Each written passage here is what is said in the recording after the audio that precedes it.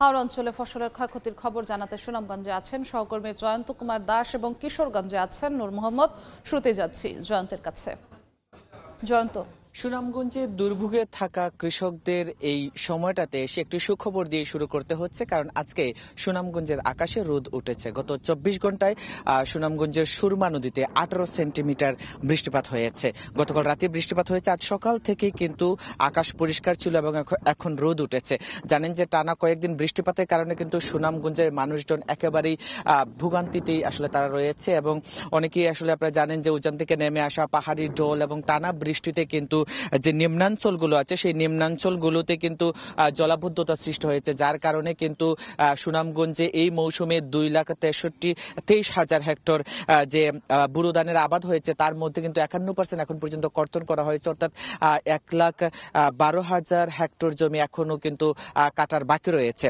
তো এই সময় এসে অনেকেই আসলে এই জলাবদ্ধতার কারণে অনেকেই আধা পাকা ধান কিন্তু কেটে ফেলছেন, এই যতটুকু আছে ততটুকু ধান আসলে বাঁচিয়ে রাখার জন্য। কিন্তু এই যতটুকু কাটছে সেগুলো আসলে বৃষ্টির কারণে শুকাতে পারছিলেন না। যেহেতু আজকে বৃষ্টি হয় নাই, সকাল থেকে রোদ উঠেছে, তাই সুনামগঞ্জের কৃষকদের মুখে হাসি আমরা কিছুটা দেখেছি, কিছুটা সময়ের জন্য স্বস্তি দেখেছি।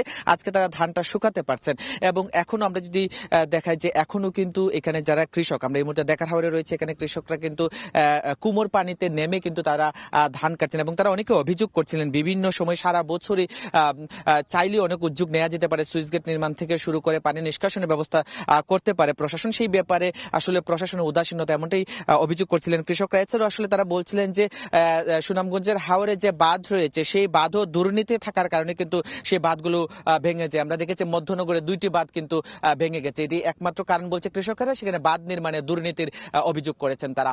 এ ছিল আমার কাছে আসলে সুনামগঞ্জের দেখার হাওর থেকে সবশেষ তথ্য। এবার কিশোরগঞ্জে যেতে চাই, সেই কিশোরগঞ্জের হাওরের খবর জানবো সহকর্মী নূর মোহাম্মদের কাছ থেকে।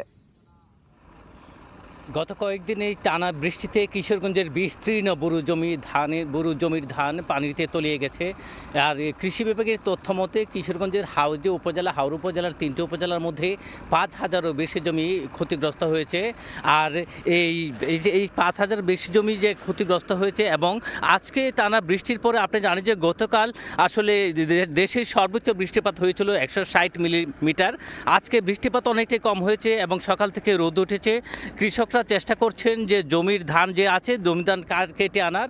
আমরা এখন যে মিঠামন উপজেলার গোপদিঘি হাওরে রয়েছি, এই গলদিঘি হাওরে এখানকার কৃষকরা দেখছে যে এই যে কোমর সমান বা বুক সমান পানি থেকে ডুবিয়ে ধান কেটে নৌকায় করে এই উঁচু স্থানে নিয়ে আসছেন, মাথায় করে ধান বহন করছেন এবং এইখানে এনে বাড়িতে নেওয়ার চেষ্টা করছেন। তারা যেটি বলছেন, যারা যেটুকু ক্ষতির মুখে পড়েছেন, যতটুকুই ধান সংগ্রহ করা যায় ততটুকুই আসলে তাদের জন্য ভালো, কারণ এই একটি মাত্র ফসলের উপরেই সারা বছরের ভরণ পোষণ, সন্তানের লেখাপড়া সহ পরিবারের সব কিছু খরচ নির্ভর করে মহাজনের ঋণ পরিশোধ করতে হয়। কাজেই আর কৃষি বিভাগ যেটি বলছে যে কিশোরগঞ্জে 1,68,000 হেক্টর জমিতে এবার বোরো ধানের আবাদ হয়েছে। এর মধ্যে প্রায় অর্ধেক জমির ধান কাটা হয়েছে। বাকি যে ধানগুলো আছে, বিপুল পরিমাণ ধান আছে, সেগুলাই অনেকগুলো পানিতে জলাবদ্ধতা হয়ে আছে। এবং তারা যেটি বলছেন যে এই কষ্ট করে তাদেরকে কাটতে হচ্ছে, জমির যে শ্রমিক সংকট রয়েছে। তবে তারা বলছেন যে যদি বৃষ্টিপাত আর না হয় এবং রোদ থাকে তাহলে ভালোই তারা ওই জমির ধান তারা কেটে গোলায় তুলতে পারবেন। তো কিশোরগঞ্জের হাওর অঞ্চলে বোরো ধান যে তলিয়ে গেছে, এ নিয়ে আমার কাছে এই ছিল সবশেষ তথ্য। সরাসরি যুক্ত ছিলাম কিশোরগঞ্জ ও সুনামগঞ্জে।